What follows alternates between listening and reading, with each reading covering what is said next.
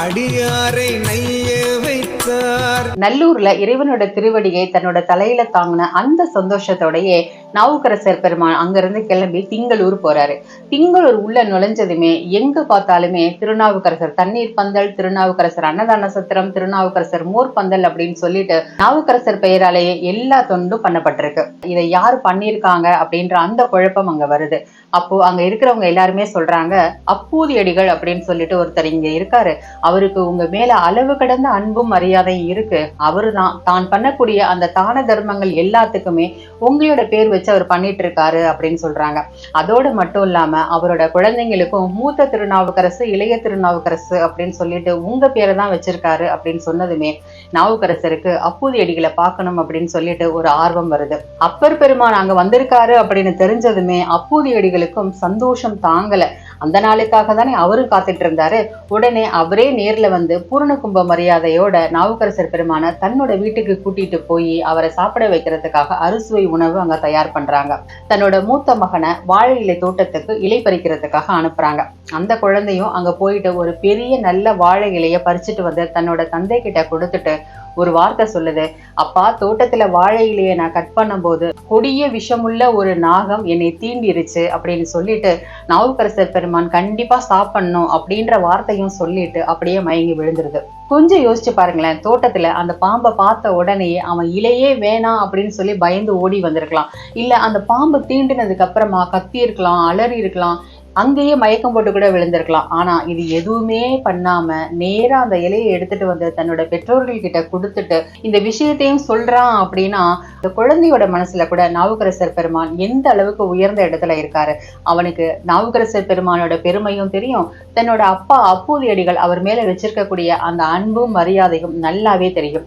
அதோட மட்டும் இல்லாம அவருக்கு அமுது கொடுக்கிறது அப்படின்றது தன்னோட குடும்பத்திற்கே மிகப்பெரிய பாக்கியம் அப்படின்றதும் அந்த குழந்தைக்கு நல்லா தெரியும். அதனாலதான் தன்னோட உயிரையும் பொருட்படுத்தாம அந்த இலையை கொண்டு வந்து அங்க சேர்த்திருக்கான். கொஞ்சம் யோசிச்சு பாருங்களேன், அந்த இடத்துல நாம இருந்திருந்தோம் அப்படின்னா அந்த சீனே மாறி போயிருக்கும். அதுதான் நமக்கும் அவங்களுக்கும் இருக்கக்கூடிய வித்தியாசம். நாம சாதாரண மனிதர்கள், அவங்க நாயன்மார்கள்.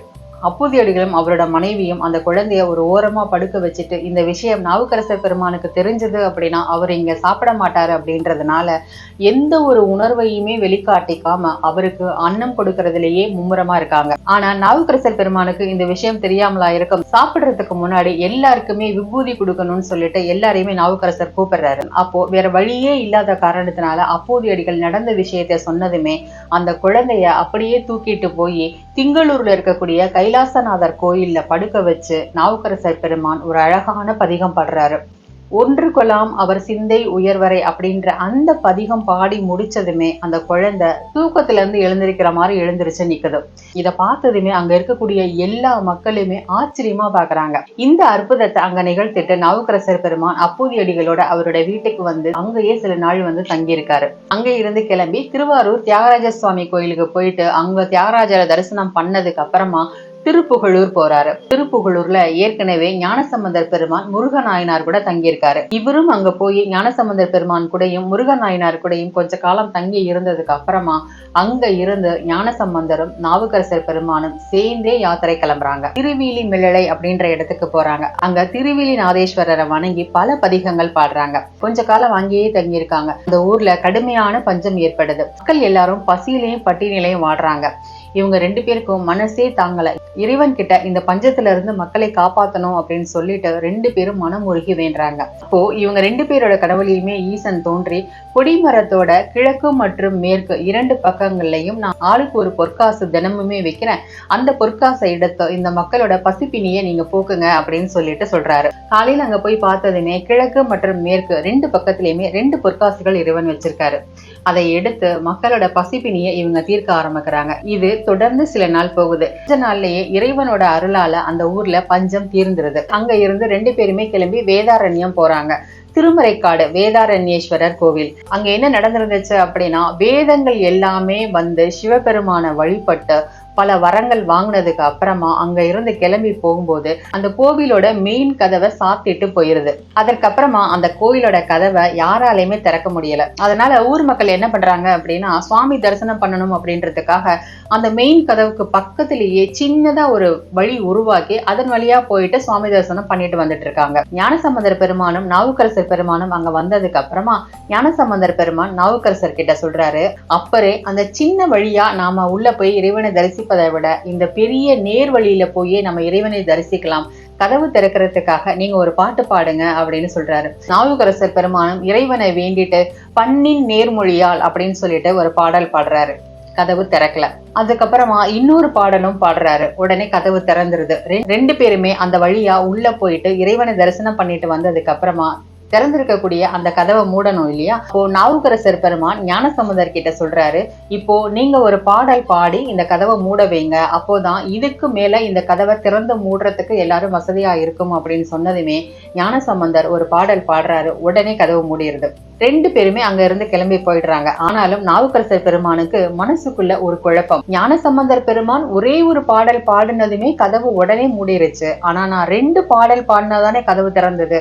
அப்படின்னா என்னோட பக்தியில ஏதாவது குறை இருக்குமோ அப்படின்னு ஒரு குழப்பம். அன்று இரவே ஈசன் அவரோட கனவுல வந்து, நாவுக்கரசா, உன்னோட தமிழ்ல பாடல் கேட்பது எனக்கு அவ்வளவு ஆனந்தமா இருந்தது, அதனாலதான் நான் இன்னொரு பாடல் கேட்பதற்காக காத்துட்டு இருந்தேன் அப்படின்னு சொல்லிட்டு, நீ இப்பவே என்னோட கிளம்பி வா, நாம் திருவாய்மூர் போகலாம் அப்படின்னு சொல்றாரு. கண்ணை திறந்து பார்த்ததுமே அங்க வெள்ளை வெள்ளையர் அப்படின்னு சொல்லிட்டு உடல் முழுக்க திருநீரும் கழுத்துல ஒரு அழகான மாலையும் போட்டு ஈசன் நாவுக்கரசரை கூப்பிட்டதுமே இவர் எழுந்து அவர் பின்னாடியே போறாரு. கை கட்டுற தூரம் மாதிரிதான் ஈசன் நடந்து போயிட்டு இருக்காரு. நாவுக்கரசர் அவர் பின்னாடியே ஓடி போய் பக்கத்துல போகும்போது அவர் இன்னும் அவரோட தொலைவை அதிகமாக்கி ஓடி விளையாடுற மாதிரி ஈசன் ஒரு திருவிளையாடலை நடத்தி நாவுக்கரசரை திருவாய்மூர் கூட்டு வந்துடுறாரு. கோவிலுக்கு நுழைஞ்சதுமே இறைவன் மறைஞ்சு போயிடுறாரு. நாவுக்கரசர் இந்த மாதிரி எழுந்து போறாரு அப்படின்னு தெரிஞ்சதுமே ஞானசம்பந்தர் பெருமானும் அங்க இருந்து கிளம்பி திருவாய்மூர் வந்துட்டாரு. உடனே நாவுக்கரசர் பெருமான், ஞானசம்பந்தர் பெருமானும் என் கூட தான் இருக்காரு, 2 பேருக்குமே உங்களோட தரிசனம் வேணும் அப்படின்னு கேட்டதுக்கு அப்புறமா ஈசன் அவங்களுக்கு 2 பேருக்குமே காட்சி கொடுக்கிறாரு. அங்க இருந்து 2 பேருமே கிளம்பும் போது ஞானசம்பந்தர் பெருமான் அவரோட வழிபடி நடக்க, நாவுக்கரசர் பெருமான் அங்க இருந்து கிளம்பி பழையாறை வடதளி அப்படின்ற ஒரு இடத்துக்கு வராரு. அங்க என்ன நடந்திருந்துச்சு அப்படின்னா, சமணர்கள் அங்க இருக்கக்கூடிய சிவலிங்கத்தை கல்லால மூடி யாரையுமே தரிசனம் பண்ண விடாம தடுத்துட்டு இருந்தாங்க. நாவுக்கரசர் பெருமான் அந்த ஊருக்கு போனதுமே அங்க இருக்கக்கூடிய சைவ பெருமக்கள் எல்லாருமே வந்து இந்த விஷயத்த அவர்கிட்ட சொல்றாங்க. நாவுக்கரசருக்கோ தாங்க முடியாத துயரம். உடனே அவர் இறைவன் கிட்ட ஒரு வேண்டுதல் வைக்கிறாரு. நீயாக வெளியே வந்து தரிசனம் கொடுக்கும் வரை நான் உணவு உண்ண மாட்டேன் அப்படின்னு சொல்லிட்டு உண்ணாவிரதம் இருக்க ஆரம்பிக்கிறாரு. இவரு சாப்பிடாம இருந்தா ஈசனுக்கு பொறுக்குமா? உடனே அந்த நாட்டோட மன்னரோட கனவுல போய் இங்க நடந்த விஷயங்கள் எல்லாத்தையுமே சொல்லிட்டு தான் இருக்கக்கூடிய அந்த இடத்தையுமே காட்டி கொடுத்துட்டு இந்த விஷயத்த சரி பண்ணி அவரை வெளியே எடுத்துட்டு வர்றதுக்கு சொல்றாரு. ஈசன் கனவுல வந்ததுக்கு அப்புறமா மன்னரால தூங்க முடியுமா?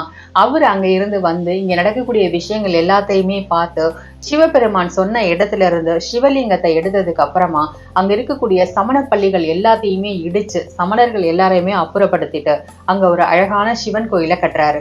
இந்த அற்புதத்தை அங்க நிகழ்த்திய பிறகு நாவுக்கரசர் பெருமான் அங்க இருந்து கிளம்பி தன்னோட யாத்திரையை தொடங்குறாரு. நான் முன்னாடியே சொல்ல மாதிரி அவர் போயிருக்கக்கூடிய கோவில்கள் அப்படின்றது ஏராளமா இருக்கு. ஆனா நான் குறிப்பிட்ட சில தலங்கள் பத்தி மட்டும்தான் உங்ககிட்ட சொல்லிட்டு இருக்கேன். இங்க ரொம்ப முக்கியமா நீங்க கவனிக்க வேண்டியது என்ன அப்படின்னா, நாவுக்கரசர் பெருமானோட காலம் அப்படின்றது இப்போ நம்மளோட காலம் மாதிரி டிரான்ஸ்போர்ட் ஃபெசிலிட்டி எதுவுமே இல்லாத காலம்.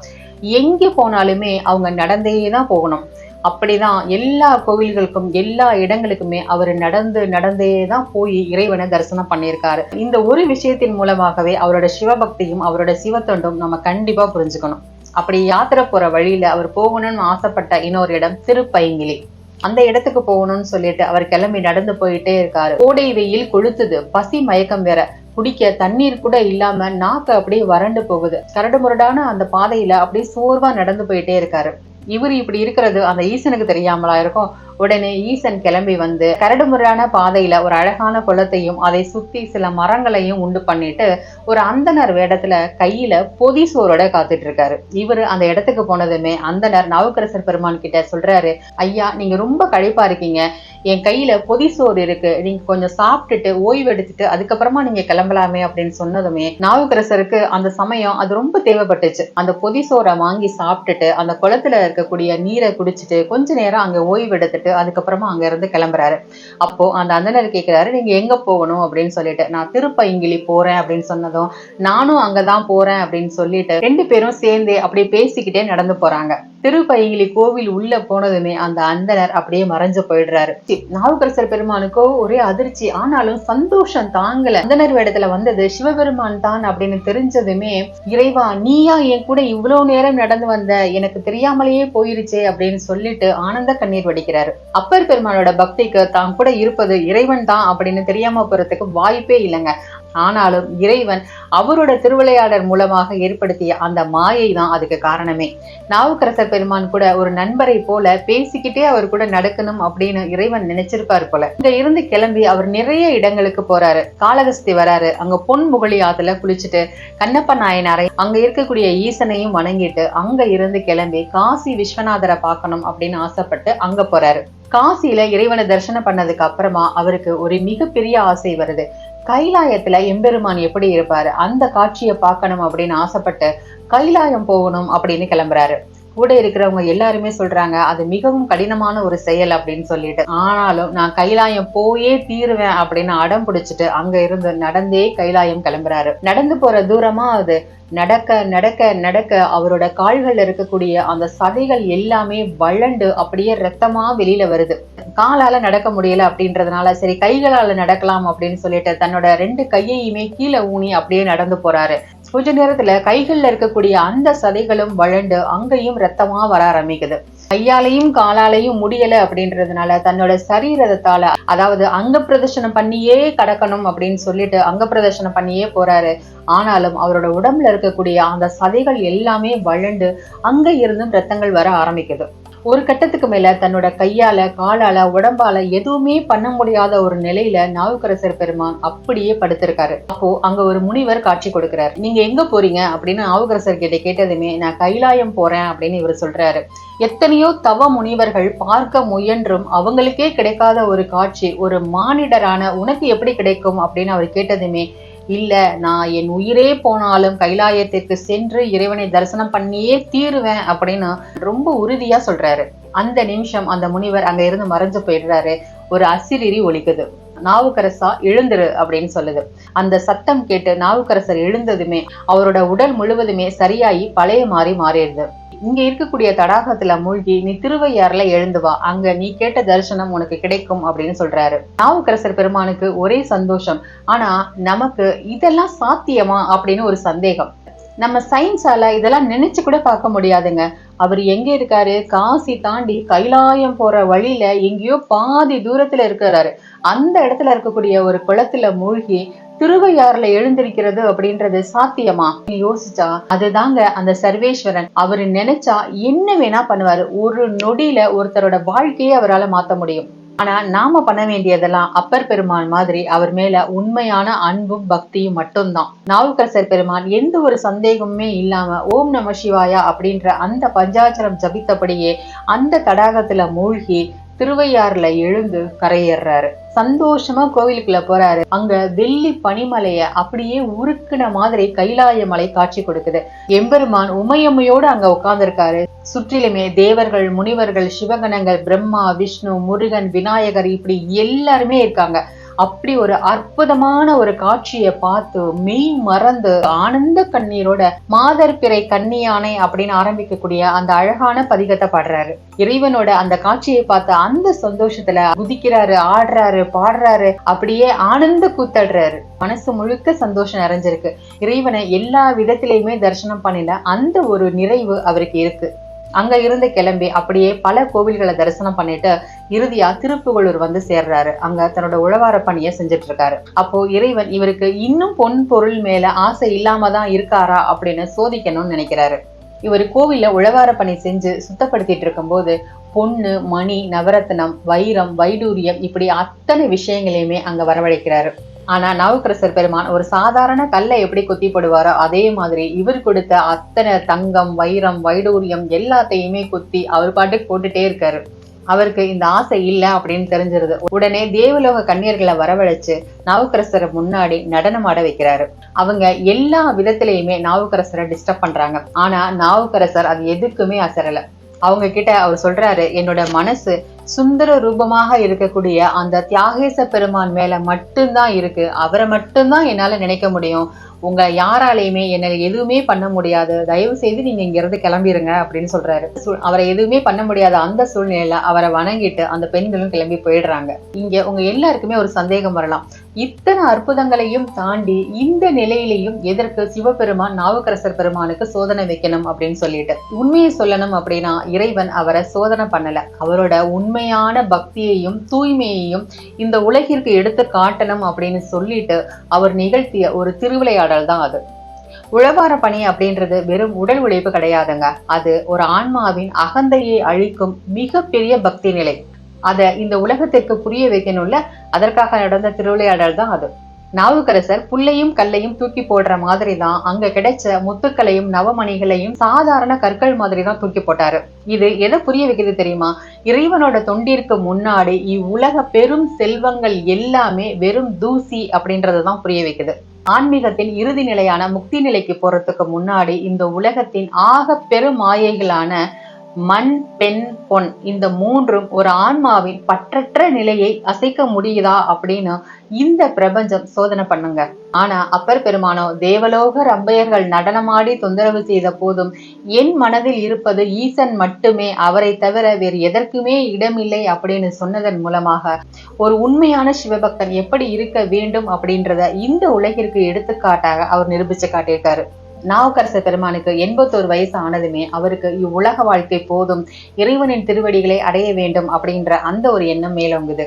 அதனால இறைவனை நினைச்சு உருகி உருகி எண்ணிகேன் என் சொல்லி எண்ணிகேனோ எம்பெருமான் திருவடியே அப்படின்னு சொல்லிட்டு அந்த பாடல் பாடுறாரு. கேட்டதெல்லாம் கொடுக்கக்கூடிய அந்த எம்பெருமான் இவர் கேட்டதை கொடுக்காமலா இருப்பாரு? சித்திரை மாதம் சதயம் நட்சத்திரம் நாளில் நாவுக்கரசர் பெருமான் சிவலோக பிராப்தி அடைகிறாரு.